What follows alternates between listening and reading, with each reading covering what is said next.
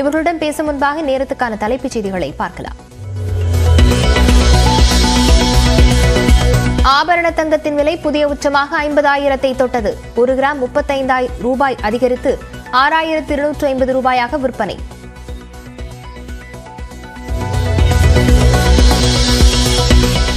தமிழ்நாட்டில் 100 வேலை திட்ட ஊதியம் 319 ரூபாயாக உயர்வு. நாடு முழுமைக்கும் ஊதியத்தை உயர்த்தி அரசாணை வெளியிட்டது மத்திய அரசு.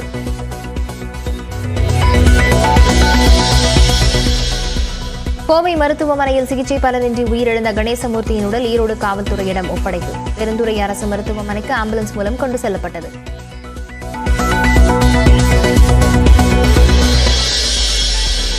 மதிமுக சார்பில் போட்டியிட எம்பி சீட் கிடைக்காததால் கணேசமூர்த்தி இறந்தார் என்பது உண்மையல்ல.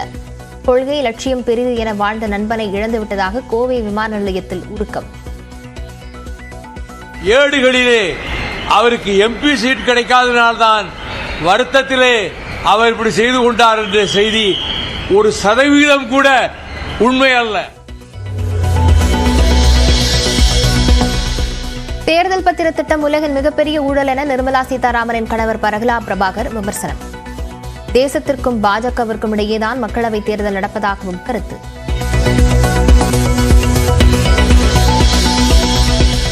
நிதியமைச்சர் நிர்மலா சீதாராமனின் கணவரே தேர்தல் பத்திரம் மிகப்பெரிய ஊழல் என்கிறார். பிரகலாத் பிரபாகர் பேட்டியை சுட்டிக்காட்டி முதலமைச்சர் மு க ஸ்டாலின் விமர்சனம்.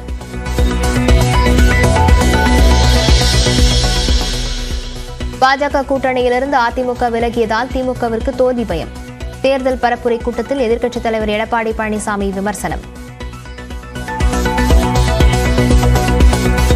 பயம் வந்துட்டது, ஸ்டாலினுக்கு பயம் வந்துட்டது, உதயநிதி ஸ்டாலினுக்கு பயம் வந்துட்டது.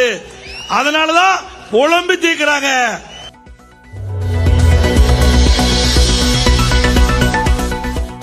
மக்களவைத் தேர்தலில் போட்டியிடவே அதிமுகவில் வேட்பாளர்கள் இல்லாத நிலை உருவாகியிருப்பதாக மத்திய அமைச்சர் எல் முருகன் பேட்டி.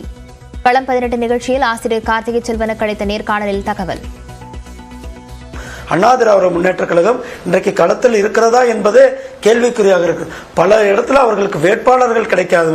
நான் போட்டியிடல, நீ போட்டியிடல என்று ஓடி போய் எங்க கட்சியிலிருந்து எல்லாம் பிடிச்சி அவர்களை வேட்பாளராக போட்டதெல்லாம் தான் நீங்க பார்த்து கொண்டிருக்கிறீர்கள். 1% வாக்கு கூட பெறாததால் விடுதலை சிறுத்தைகளுக்கு பானை சின்னம் வழங்க தேர்தல் ஆணையம் மறுப்பு. 1க்கும் மேற்பட்ட தொகுதிகளில் போட்டியிட்டால் மட்டுமே மதிமுகவுக்கு பம்பரம் சின்னம் ஒதுக்க முடியும் என்றும் அறிவிப்பு. தமிழ்நாட்டில் மக்களவைத் தேர்தலுக்கான வேட்புமனு தாக்கல் நிறைவு. 39 தொகுதிகளில் போட்டியிட 1403 பேர் மனு தாக்கல். சைக்கிளை காட்டி கை சின்னத்திற்கு வாக்கு கேட்ட தமாக தலைவர் ஜி.கே. வாசன். தொண்டர்கள் கூச்சலிட்ட நிலையில் சமாளிப்பு. நம்முடைய மரியாதைக்குரிய வேணுகோபால் அவர்களுக்கு நீங்கள் எல்லாம் கை சின்னத்திலே ஒரு நிமிஷம் கையை நவுத்தீங்க. என்ன கையை நவுத்தீங்க?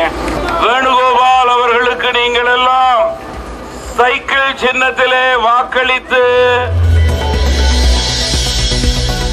ராமநாதபுரத்தில் ஓபிஎஸ்க்கு எதிராக மேலும் ஒரு பன்னீர்செல்வம் போட்டி. குழப்பத்தை ஏற்படுத்த எடப்பாடி பழனிசாமி முயற்சிப்பதாக ஓபி ரவீந்திரநாத் குற்றச்சாட்டு.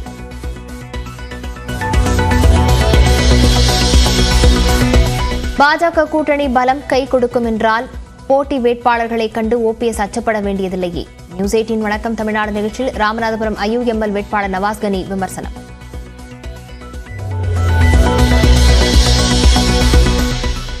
பணம் இல்லாததால் மக்களவைத் தேர்தலில் போட்டியிடவில்லை என மத்திய நிதியமைச்சர் நிர்மலா சீதாராமன் பேட்டி. தமிழ்நாடு ஆந்திராவில் போட்டியிட ஜே.பி. நட்டா வாய்ப்பு தந்ததாகவும் தகவல்.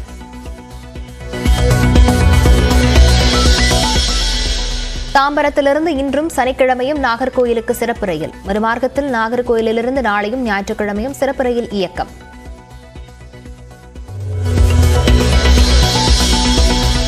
ராமநாதபுரத்தில் 1 மணி நேரத்திற்கும் மேல் பெய்த மழை. வெப்பம் தணிந்ததால் மக்கள் மகிழ்ச்சி.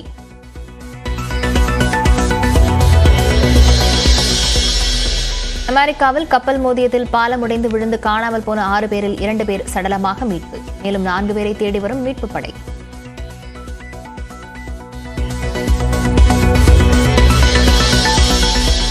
காங்கிரஸ் வங்கிக் கணக்குகள் முடக்கப்பட்ட விவகாரத்தில் நியாயமான விசாரணை தேவை என அமெரிக்கா வலியுறுத்தல். அரவிந்த் கெஜ்ரிவால் கைது விவகாரத்தையும் உன்னிப்பாக கவனித்து வருவதாகவும் கருத்து.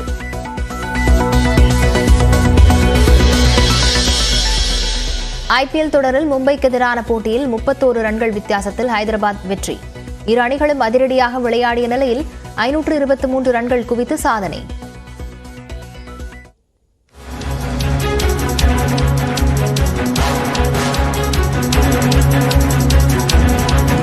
தங்கத்தின் விலை புதிய உச்சமாக முதல் முறையாக சவரனுக்கு 50,000 தொட்டிருக்கிறது. அண்மை செய்தியாக பார்த்து வருகிறோம்.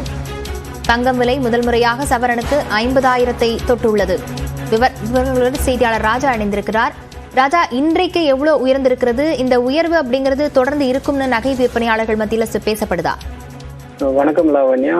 இன்று வரலாற்றிலேயே மிக முக்கியமான தினமாக தங்கத்தின் விலை ஒரு சவரன் 50,000 ரூபாயை தொட்டிருக்கிறது. நேற்றைய விலையை ஒப்பிடுகையில் இன்று 35 ரூபாய், ஒரு கிராமுக்கு 35 ரூபாய், ஒரு சவரனுக்கு 280 ரூபாய் விலை உயர்ந்திருக்கிறது.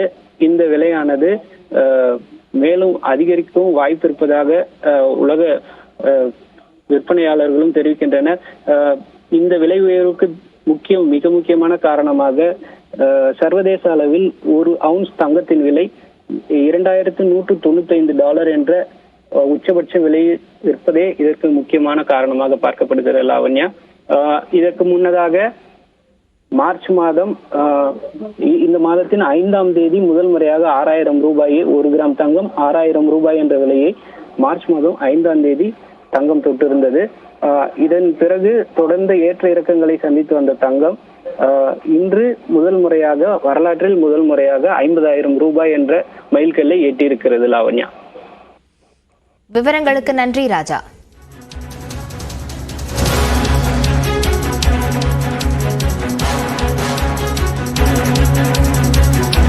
தமிழ்நாட்டில் 100 நாள் வேலை திட்ட பணியாளர்களுக்கு ஊதியம் 319 ரூபாயாக உயர்த்தப்பட்டிருக்கிறது. அண்மை செய்தியாக பார்த்து வருகிறோம்.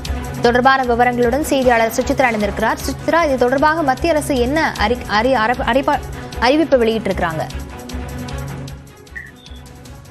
100 நாள் வேலைவாய்ப்பு திட்டத்திற்கான தற்பொழுது அதற்கான அந்த வேஜஸ்களை அதிகாரப்பூர்வமான ஒரு மாற்றம் செய்து மத்திய அரசானது அறிவிப்பை வெளியிட்டுள்ளது. அதன்படி ஏற்கனவே இருந்த அந்த ஒரு நிர்ணயிக்கப்பட்ட தொகையை விட தற்பொழுது கூடுதலான தொகையானது நிர்ணயிக்கப்பட்டு தற்பொழுது அதிகாரப்பூர்வ அறிவிப்பை மத்திய அரசாங்கமானது வெளியிட்டிருக்கிறது. பல்வேறு மாநிலங்கள் மற்றும் யூனியன் பிரதேசங்களில் உள்ள தொகைகளிலும் இந்த மாற்றமானது அமலுக்கு வரும் என்ற ஒரு அறிவிப்பையும் அரசாணை மூலமாக வெளியிட்டது. அதன் அடிப்படையில் தமிழ்நாட்டில் சுமார் 319 ரூபாயானது இனிமேல் வழங்கப்படும் என்ற ஒரு அதிகாரப்பூர்வ அறிவிப்பை வெளியிட்டிருக்கிறார்கள். ஏற்கனவே இதற்கு முன்னதாக நிதியாண்டில் சுமார் 289 ரூபாய் வரையிலான அந்த ஒரு தொகை என்பது ஊதியமாக வழங்கப்பட்டு வந்த நிலையில் தற்பொழுது அந்த தொகை என்பது 319 ரூபாயாக வழங்கப்படும் என்ற ஒரு அதிகாரப்பூர்வ அறிவிப்பை தான் தற்பொழுது மத்திய அரசாங்கமானது வெளியிட்டுள்ளது. அதே போல் புதுச்சேரியிலும் 319 ரூபாய் அளவிற்கு அந்த தொகை என்பது உயர்த்தப்பட்ட அதிகாரப்பூர்வ அறிவிப்பை வெளியிட்டுள்ளது. அனைத்து மாநிலங்களிலும் இதற்கான அந்த ஊதியத்திற்கான தொகை என்பது திருத்தப்பட்டு தற்பொழுது புதிய அட்டவணையை மத்திய அரசாங்கம் சார்பாக வெளியிடப்பட்டுள்ளது. அனைத்து மாநிலங்கள் மற்றும் யூனியன் பிரதேசங்களுக்கும் இந்த ஒரு தொகை என்பது பொருந்தும் எனவும் நான் ஸ்கெடியூல்டு மற்றும் ஸ்கெடியூல்டு ஏரியாக்களில் தனித்தனியாக வரையறுக்கப்பட்ட தொகைகளின் அடிப்படையில் இந்த ஒரு ஊதியமானது நிர்ணயிக்கப்பட்டுள்ளது என்ற ஒரு கருத்தையும் தற்பொழுது அந்த அரசாணையில் மத்திய அரசாங்கமானது தெரிவித்திருக்கிறது. கடந்த 2005ஆம் ஆண்டு வழங்கப்பட்ட நேஷனல் எம்ப்ளாய்மெண்ட் கேரண்டியினுடைய சட்டத்தின் அடிப்படையில் இந்த ஒரு தொகையானது மாற்றி அறிவிக்கப்பட்டுள்ளது என்ற ஒரு விளக்கத்தையும் தற்பொழுது மத்திய அரசாங்கம் தெரிவித்துள்ளது. விவரங்களுக்கு நன்றி சுசித்ரா.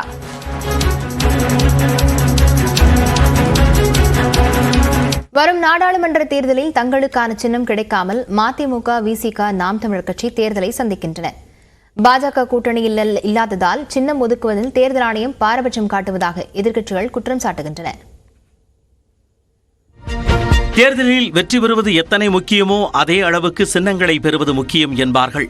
வேட்பாளரின் ஊர் என்ன, பெயர் என்ன போன்ற விவரங்கள் கூட தெரியாத வாக்காளர்கள் கூட கட்சியின் சின்னத்தை மட்டுமே பார்த்து வாக்களித்து விடுவார்கள்.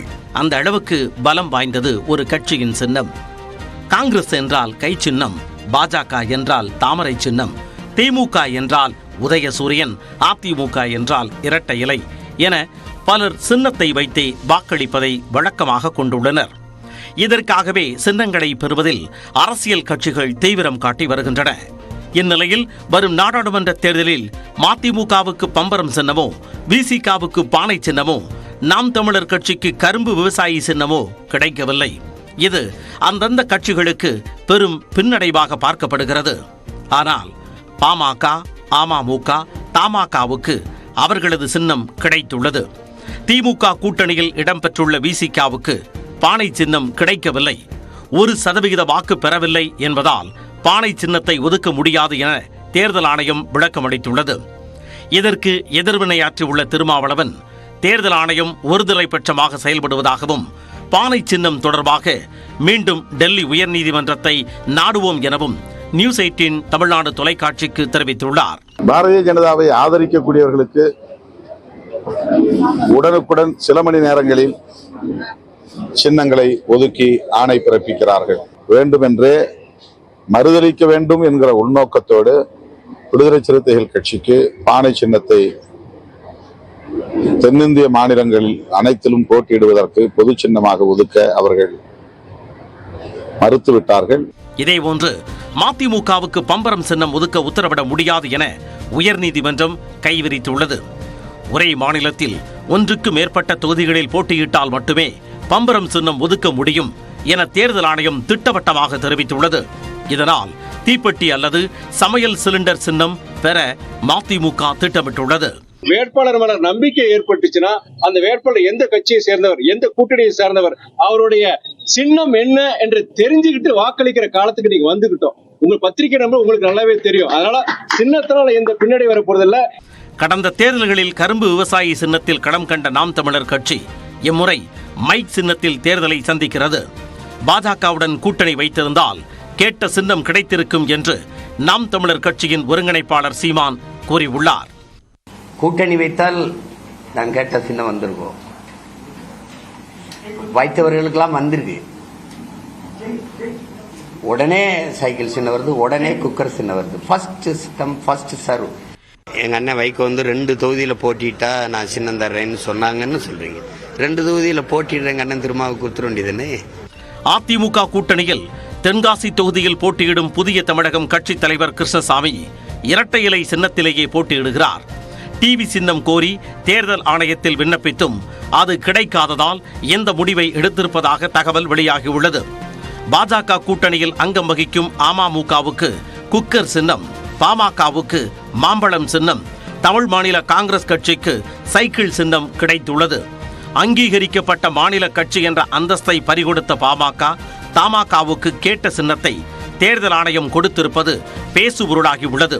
அதே வேளையில் திமுக கூட்டணியில் இடம்பெற்றுள்ள மதிமுக, விசிகவுக்கு கேட்ட சின்னம் கிடைக்கவில்லை.